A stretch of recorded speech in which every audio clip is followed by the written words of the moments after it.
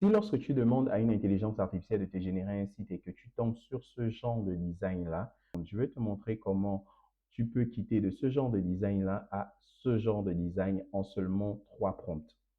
La première chose que je vais commencer à faire, c'est d'aller chercher des sources d'inspiration de portfolio. Je viens simplement sur Google, je tape portfolio. Je vais aller sur le site de Dribbble et sur ce site, je vais trouver des milliers de modèles de portfolio. Par défaut, je vais prendre le premier, mais vous pouvez vous choisir celui qui vous représente le mieux. Moi, je partirai sur un style assez minimaliste. Celui-là. J'enregistre cette image. Vous allez voir combien de fois c'est très simple.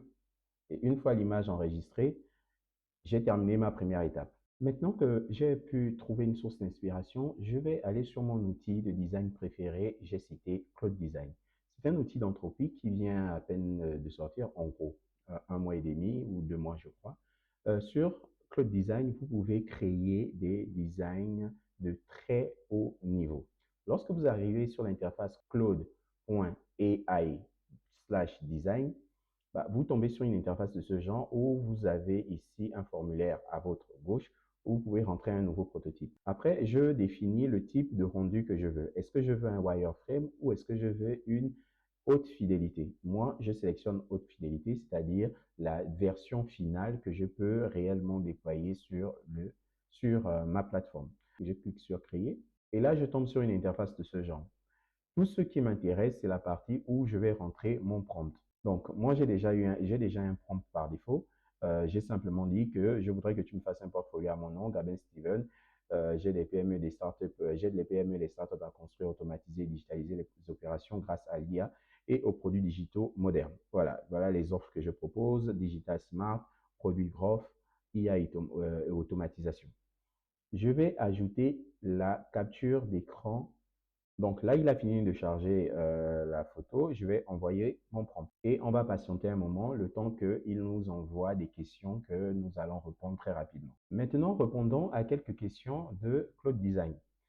Il me demande quelle est la langue du portfolio. Je mets bilingue. Quel réglage aimerais-tu pouvoir ajuster? La couleur, la police, la densité, le style de couleur. Il veut juste bien comprendre votre direction et je vais soumettre le formulaire. Bien, maintenant il a terminé de travailler, regardez un peu le rendu final. Donc, on a déjà un rendu de meilleure qualité avec moins de dégradés, shadow, très site généré par intelligence artificielle. Voilà, donc ici, je peux ajouter une nouvelle photo. Donc, j'ajoute ma photo et elle se présente ici.